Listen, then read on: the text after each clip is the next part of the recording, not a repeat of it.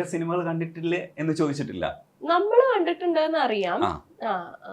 പിന്നെ ഇല്ല, ആളും എന്നെ ഒരു താരായിട്ട് പരിഗണിക്കണില്ല. അപ്പൊ പിന്നെ ആൾക്കും കാണാനും തോന്നുന്നില്ല സിനിമകൾ. എന്റെ സിനിമ കാണൂ, നിങ്ങൾ എന്ത് സിനിമ കാണൂ എന്ന് പറയാൻ എനിക്ക് തോന്നുന്നില്ല. സത്യം പറഞ്ഞാൽ ഇപ്പോഴും എനിക്ക് പുറത്തിറങ്ങുമ്പോൾ എന്നെ ആൾക്കാരെ ഐഡന്റിഫൈ ചെയ്യുമ്പോൾ എനിക്ക് ഭയങ്കര ബുദ്ധിമുട്ടാണ്. എനിക്ക് എന്നെ എവിടെയെങ്കിലും പോയി ഐഡന്റിഫൈ ചെയ്യാതിരിക്കുന്നതാണ് എനിക്ക് സന്തോഷം.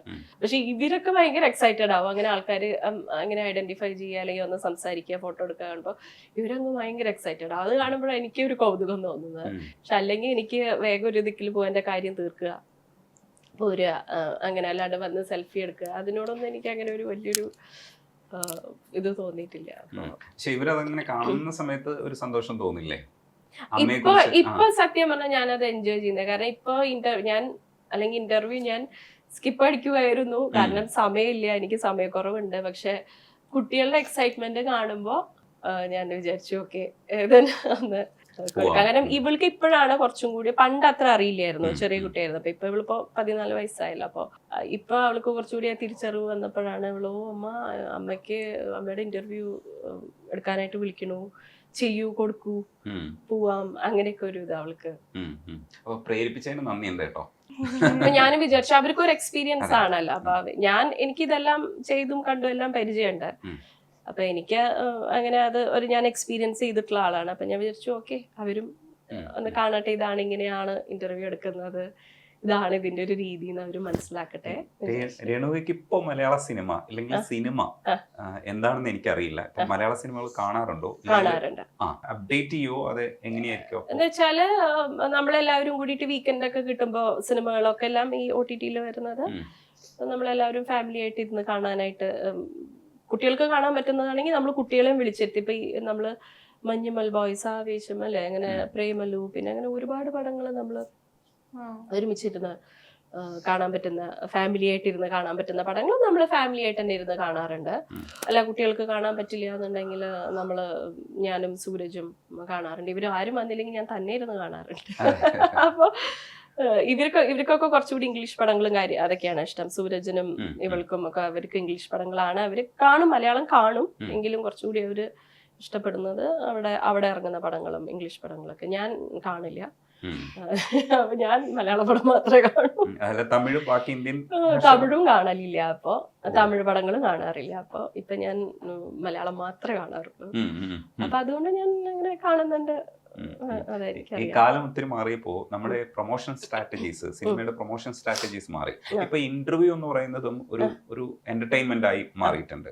അത് പ്രീ പ്രൊമോഷൻ ആയിക്കോട്ടെ, പോസ്റ്റ് പ്രൊമോഷൻ ആയിക്കോട്ടെ, അങ്ങനെയുള്ള കാര്യങ്ങളൊക്കെ ശ്രദ്ധിക്കാറുണ്ടോ നമ്മുടെ സിനിമയിലെ മാറ്റത്തിൽ? എനിക്ക് ഇഷ്ടപ്പെട്ടവരുടെ, കാണാൻ ഇഷ്ടപ്പെടുന്ന, കേൾക്കാൻ ഇഷ്ടപ്പെടുന്ന ആൾക്കാരുടെ ഇന്റർവ്യൂ, അത് സിനിമയുടെ പ്രൊമോഷൻ ആയാലും അല്ലെങ്കിലും എന്തായാലും എനിക്കിപ്പോ ആ വ്യക്തിയെ കുറിച്ച് അറിയണം എന്നുണ്ടായിരുന്നുവെങ്കിൽ ഞാൻ അത് കാണും. അത് സിനിമ ഫീൽഡിൽ നിന്ന് ആവണമെന്നില്ല, പൊളിറ്റീഷ്യൻസ് ആയിരിക്കാം, അല്ലാത്ത മറ്റു മേഖലയിലുള്ളവരായിരിക്കാം. എനിക്ക് കാണണം, അറിയണം എന്നുള്ള താല്പര്യമുള്ളത് ആണെങ്കിൽ ഞാൻ കാണാറുണ്ട്. ഇപ്പൊ മലയാള സിനിമയില് ഇപ്പോ മമ്മൂക്കയൊക്കെ ഇപ്പോഴും ഭയങ്കര സ്റ്റാർ ആയിട്ട് തന്നെ ലീഡ് ചെയ്യുന്നുണ്ട്. ഇപ്പോ ചെറുപ്പക്കാരും കുറെ പേര് ഇത് വളർത്തുന്നുണ്ട്. ഇത് മൊത്തത്തിൽ കാണുന്ന സമയത്ത് ഈ ഇൻഡസ്ട്രിയുടെ ഭാഗമായിട്ട് നിന്നിരുന്നെങ്കിൽ എന്നെപ്പോഴെങ്കിലും ആലോചിച്ചിട്ടുണ്ടോ? നിന്നിരുന്നെങ്കിൽ ഈ ഇപ്പൊ വ്യവസായത്തെ കൂടെ നമ്മൾ മുന്നോട്ട് കൊണ്ടുപോകേണ്ടതുണ്ട് എന്നൊരു സ്റ്റൈലിലാണ് ആർട്ടിസ്റ്റുകളൊക്കെ. നിങ്ങളൊക്കെ അന്ന് ആർട്ടിസ്റ്റുകളായിരുന്നു, ഇപ്പൊ അങ്ങനെയല്ല. ഇവർ ഇത് വ്യവസായമായിട്ട് തന്നെ മുന്നോട്ട് പോകുന്ന ആർട്ടിസ്റ്റുകളായിട്ട് മാറിയിട്ടുണ്ട് എല്ലാവരും. പ്രൊഡക്ഷൻ യൂണിറ്റ്, സ്വന്തമായിട്ടുള്ള പ്രൊഡക്ഷൻ കമ്പനികൾ, അങ്ങനെയൊക്കെ മാറി. അപ്പം നമ്മളും ഈ സിനിമയുടെ ഭാഗമായിരുന്നെങ്കിൽ അങ്ങനെ എന്തെങ്കിലുമൊക്കെ ഒരു സംരംഭകയായിട്ട് മാറുമായിരുന്നു, അങ്ങനെയൊക്കെ ചിന്തിച്ചിട്ടുണ്ടോ? ഇല്ല, തോന്നിയിട്ടില്ല. കാരണം ഞാൻ അങ്ങനത്തെ ഒരു അതിനെ പറ്റിയ ആളല്ല. എനിക്ക് അങ്ങനെ തോന്നാറില്ല. ഞാൻ ഉണ്ടായിരുന്നെങ്കിൽ ഞാൻ ഇവിടെ എന്തൊക്കെയോ ആവുമായിരുന്നു എന്നോ അങ്ങനെയൊന്നും എനിക്ക് തോന്നാറില്ല. എനിക്ക് അറിയാം ഞാൻ റൈറ്റ് ടൈമിലാണ് നിർത്തിയത്. ഞാൻ ബിലീവ് ചെയ്യുന്ന, വിശ്വസിക്കുന്നത് ദൈവം ഇങ്ങനെ, കാരണം ഒട്ടും പ്രതീക്ഷിക്കാണ്ടാണ് ഞാൻ ഇൻഡസ്ട്രിയിലോട്ട് വരുന്നത്, ഇത്രയും പടങ്ങൾ ചെയ്യുന്നത്. ഒന്നും ചെയ്യുന്നില്ല എന്ന് പറഞ്ഞതെന്ന് ഞാൻ ഈ 10-12 പടങ്ങൾ ഞാൻ ചെയ്തു. എന്നെ 4 ആൾ അറിയുന്ന ഒരു ഇതിലോട്ട് എത്തി. ഇപ്പം നിങ്ങൾ ഇന്റർവ്യൂ വരാം, അല്ലെങ്കിൽ എന്നെ ഇപ്പോൾ ഞാനിതൊന്നും ചെയ്തില്ലായിരുന്നെങ്കിൽ എന്നെ ഇപ്പോൾ വിളിക്കുക, ഇന്റർവ്യൂ നടക്കുമല്ലായിരുന്നല്ലോ. അതിലെല്ലാം ഞാൻ ബ്ലെസ്ഡ് ആണ്, ഹാപ്പിയാണ്. പക്ഷെ അയ്യോ കണ്ടിന്യൂ ചെയ്യാമായിരുന്നു, കണ്ടിന്യൂ ചെയ്യാത്ത കഷ്ടം, അങ്ങനെ ഒരു തോട്ട് എനിക്കില്ല. ഇത് ഞാൻ പറഞ്ഞല്ലോ, ഞാൻ ഡിഗ്രി കഴിയണതോടുകൂടി നിർത്തുന്നുള്ള ഒരു പ്ലാനിങ്ങിൽ തന്നെയായിരുന്നു ആദ്യം തന്നെ. ഇനി എന്തെങ്കിലും തിരിച്ച് ഇതിലേക്ക് വരണമെന്നൊരു ആഗ്രഹം? ഇല്ല, ഞാൻ പറയാം വളരെ ബിസിയാണ്. ഡാൻസ് സ്കൂള്, പിന്നെ വീട്ടിലെ കാര്യങ്ങള്, നമ്മളൊന്നും ഹെൽപ്പ് ചെയ്യാൻ അവിടെ ആരുമില്ല, എല്ലാം അപ്പനെയാണ്. അപ്പൊ വീട്ടിന്റെ കാര്യങ്ങളും ക്ലീനിങ്ങും കുക്കിങ്ങും കുട്ടികളെ സ്കൂളിൽ കൊണ്ടുവിടുന്നതും അപ്പൊ ഡ്രൈവറും എല്ലാം നമ്മൾ തന്നെയാണ് അവിടെ. അപ്പൊ നല്ല ബിസിയാണ് കുട്ടികളുടെ കാര്യങ്ങളും. ഇപ്പൊ ഇവള് ഹൈസ്കൂളിലായി, അപ്പൊ ഇനി ഇവളുടെ അതില് ഒരുപാട് ഞങ്ങൾക്ക് ഫോക്കസ് ചെയ്യാനുണ്ട്. ഇവിടുത്തെ ഒരു രീതിയല്ല, അവിടുത്തെ ഹൈസ്കൂളും കാര്യങ്ങളെല്ലാം അവര് ഹൈസ്കൂളിൽ തന്നെ കോളേജ് ലോട്ട് ഉള്ള പ്രിപ്പറേഷൻസ് എല്ലാം അവർ ഹൈസ്കൂളിൽ നിന്ന് അവർ സ്റ്റാർട്ട് ചെയ്യണം. അപ്പോൾ അവളുടെ ഫ്യൂച്ചറാണ് അത്. അപ്പോൾ അതിൽ ഒരുപാട് കാര്യങ്ങൾ ഫോക്കസ് ചെയ്യാനും ഡിസിഷൻസ് മേക്ക് ചെയ്യാനും ഉണ്ട്. അപ്പോൾ ഇപ്പം എന്തായാലും എനിക്ക് പറ്റൂല, ഞാൻ ശ്രമിക്കുന്നുമില്ല, ഇതുമില്ല, ഒരു ഐഡിയ ഇല്ല അത്. പിന്നെ എന്താ വെച്ചാൽ ഇതൊന്നും നമ്മുടെ കയ്യിലല്ല. ഞാൻ ഇൻഡസ്ട്രിയിൽ എത്തിയത് സിനിമ ഹറാം എന്ന് പറഞ്ഞൊരു അതുപോലത്തെ ഒരു ഫാമിലിയിൽ നിന്നാണ് ഞാൻ എത്തിയത്. സിനിമയൊന്നും പറ്റില്ല, നമുക്ക് പറ്റില്ല, അങ്ങനെയുള്ളൊരു വളരെ ഓർത്തഡോക്സ് ആയിട്ടുള്ള ഒരു ഫാമിലിയിൽ നിന്നാണ് ഞാൻ. വളരെ അൺഎക്സ്പെക്റ്റഡ് ആയിട്ട് എത്തിയ ആളാണ്. അപ്പോൾ ദൈവം നമുക്ക് ഓരോ കാര്യങ്ങൾ തീരുമാനിച്ച് എഴുതി വെച്ചിട്ടുണ്ടോ, അതെന്താണെന്ന് അങ്ങോർക്ക് മാത്രമേ അറിയുള്ളൂ. അപ്പോൾ അതുകൊണ്ട് ഞാൻ വരില്ല, ഞാൻ ചെയ്യില്ല, അങ്ങനെയൊന്നും ഞാൻ പറയില്ല. കാരണം അതെല്ലാം എന്തായാലും പ്ലാൻസ് ഇല്ല, അത് തന്നെയാണ്. അതിൽ ഞാൻ പ്ലാൻസ് ഇല്ല എന്ന് തന്നെ ഞാൻ പറയും. പക്ഷെ നമുക്ക് നാളെ എന്താ ദൈവം നമുക്ക് വെച്ചിരിക്കുന്നുള്ളത് ദൈവത്തിന്. ഈ ചോദ്യം ഒന്ന് ഷിഫ്റ്റ് ചെയ്യട്ടെ. എടാ, അമ്മ അഭിനയിക്കണമെന്ന് ആഗ്രഹമുണ്ടോ ഇപ്പോ? അങ്ങനൊന്നുമില്ല. അമ്മ പോയാ പിന്നെ ഞാൻ ഓൾറെഡി ഇല്ല, ഹാപ്പിയാണ്. നമ്മുടെ ലൈഫ് ഓൾറെഡി ഗുഡാണ്. അതങ്ങനെ തന്നെ പോട്ടെ എന്നുള്ളതാണ്. അതിന്റെ ബാലൻസ് കളയണ്ടല്ലേ. അമ്മ ബിസി ആയി കഴിഞ്ഞാൽ നമുക്കാണ് പ്രശ്നമല്ലേ. അവിടെയാണ് പ്രശ്നം. അമ്മയില്ലാണ്ട് പറ്റില്ല. അതെ, അതാണ് പ്രശ്നം. അമ്മ കുറച്ച് മാറി നിന്ന് കഴിഞ്ഞാൽ മൊത്തം അല്ലേ. ഇങ്ങനെ വല്ല ഇന്റർവ്യൂ ഒക്കെ കൊടുക്കുക, അമ്മയൊന്ന് ബൂസ്റ്റ് ചെയ്ത്. അമ്മക്കുട്ടിയാണോ ശരിക്കും? നമ്മളിവിടെ പറയാം അമ്മക്കുട്ടിയാണോ അച്ഛൻകുട്ടിയാ? കൂടുതൽ അറ്റാച്ച്മെന്റ് അമ്മയോടാണല്ലേ. അച്ഛൻ കുറച്ച് ചെറിയ കാര്യങ്ങളിലൊക്കെ റെസ്ട്രിക്ട് ചെയ്യുന്നത് കൊണ്ട് ചെറിയ കുഞ്ഞ് ഡിസ്റ്റൻസ്. കാര്യങ്ങളൊക്കെ പറയുന്നത് അമ്മയുടെ അടുത്താണല്ലേ കൂടുതൽ. രഹസ്യങ്ങളൊക്കെ പറയുന്ന അമ്മയുടെ അടുത്താണ്. ഫ്രണ്ട്സിന്റെ കാര്യങ്ങളും ഒക്കെ. ഇവിടെയോ അമ്മക്കുട്ടിയാണോ? ആണ്. രണ്ടുപേരെ ഇഷ്ടമാണ്. ഡിപ്ലോമസി ഉണ്ടോ? എനിക്ക് അച്ഛനും അമ്മയും രണ്ടും ഇഷ്ടം. എനിക്കറിയില്ല, രണ്ടും ഇഷ്ടമാണല്ലേ. അവൾക്ക് എങ്ങനെയാന്ന് വെച്ചാ, ഇവൾക്ക് അയ്യോ അമ്മയെ കൂടുതൽ ഇഷ്ടം അച്ഛന് ബാഡായി ഫീൽ ചെയ്യില്ലേ, അമ്മയെ കൂടുതൽ ഇഷ്ടം പറഞ്ഞാൽ അച്ഛനെ കൂടുതൽ ഇഷ്ടം തന്നെ അമ്മയ്ക്ക് ബാഡായി ഫീൽ, അങ്ങനെ ഇവള് ആലോചിക്കുക. അത് അവള് രണ്ടുപേരും ഇഷ്ടം എന്ന് പറയാം. എനിക്ക് രണ്ടുപേരും ഇഷ്ടം. പക്ഷെ ലൈക്ക് ചില കാര്യങ്ങള് ലൈക്ക് ഇങ്ങനെ ഹോംവർക്ക് ഒക്കെ വരുമ്പോ, അല്ലെങ്കിൽ ഇങ്ങനെ നേച്ചറിനൊക്കെ എന്തെങ്കിലുമൊക്കെ ചുമ്മാ ഇങ്ങനെ വേൾഡിൽ നടക്കുന്ന കാര്യങ്ങളൊക്കെ പറയുകയാണെങ്കിൽ അച്ഛൻ്റെ അടുത്ത് കൂടുതൽ ഇങ്ങനെ പറയാൻ ഇഷ്ടം. അമ്മയുടെ അടുത്ത് ഇങ്ങനെ സ്കൂളിൽ നടക്കുന്നതും അങ്ങനെയൊക്കെ പറയാൻ ഇഷ്ടം. ബേസിക്കലി അച്ഛനും വേണം അമ്മയും വേണം, അത് രണ്ടും ഉണ്ട്. പക്ഷെ ചില കാര്യങ്ങളിൽ രണ്ടുപേരും കേൾക്കൽ എന്ന് പറയുന്ന രണ്ട് രീതിയിലാണ്. അതുകൊണ്ട് ചില കാര്യങ്ങൾ അവിടെ പറയുന്നതാണ് കൂടുതൽ നല്ല. ഇവിടെ പറഞ്ഞിട്ട് കാര്യം എടുക്കില്ല. പക്ഷെ ഇവിടെ പറയേണ്ട ചില കാര്യങ്ങളുണ്ട്. മാത്സ് ഒക്കെ എന്റെ അടുത്ത് വന്ന് ചോദിക്കുമ്പോൾ ഞാൻ പതുക്കെ അച്ഛൻ്റെ അടുത്തേക്ക് പോകും. മാത്തും സയൻസും എല്ലാം വരുമ്പോൾ ഞാൻ പതുക്കെ ഇങ്ങനെ. അപ്പൊ അതുകൊണ്ട് അവൾക്ക് അറിയാം എന്റെ അടുത്ത് വന്നിട്ട് കാര്യമില്ല. അപ്പൊ എന്നാ അമ്മയുടെ അടുത്ത് പറയേണ്ട കാര്യങ്ങളുള്ളത് അതെങ്ങനെ അവൾക്ക് ശരിക്കും സെൻസ് വന്നു തുടങ്ങി. അടിപൊളി. ഇനി ഇത് ഈ ട്രാക്ക് പിടിച്ചങ്ങ് പോയാൽ മതി. ഓക്കെയാണ്. ഇപ്പൊ ഡാൻസ് കാര്യമായിട്ട് കാണുന്നുണ്ടല്ലോ. അപ്പൊ ഈ കുച്ചിപ്പുടി അരങ്ങേറ്റം ഈ അടുത്താണ് നടത്തിയത്. അപ്പോ ഡാൻസിനെ അങ്ങനെ തന്നെ കൊണ്ടുപോകാൻ തന്നെ ആഗ്രഹിക്കുന്നുണ്ട്. അപ്പൊ അവിടെ ഇനി ക്ലാസ്സുകളും അവിടെ ഞാൻ പഠിപ്പിക്കുന്നത് ഭരതനാട്യമാണ്.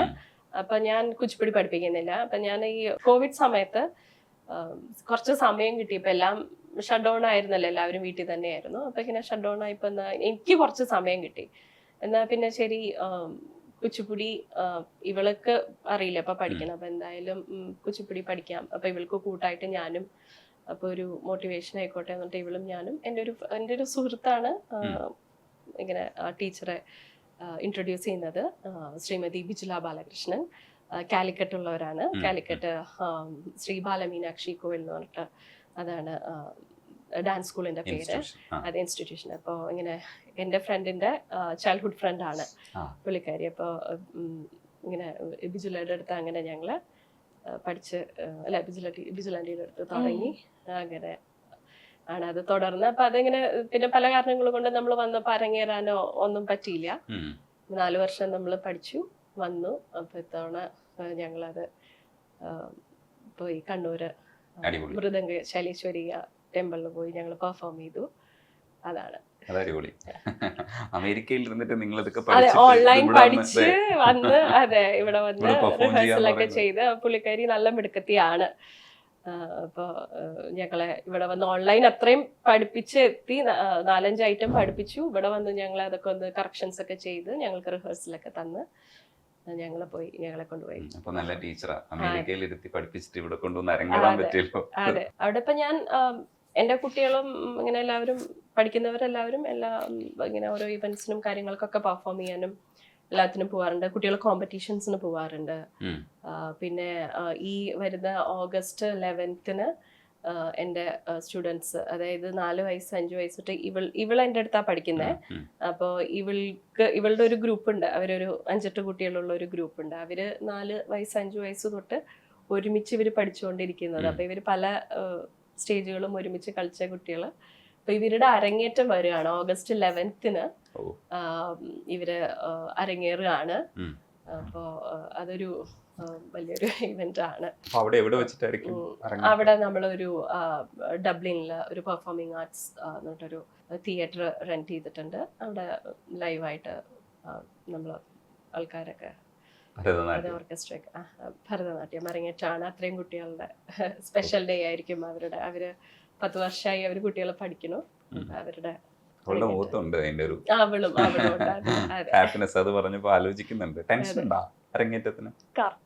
പക്ഷെ നമ്മൾ എല്ലാരും കൂടി ഒരുമിച്ച് ചെയ്യണം, കാരണം അത്രയില്ല.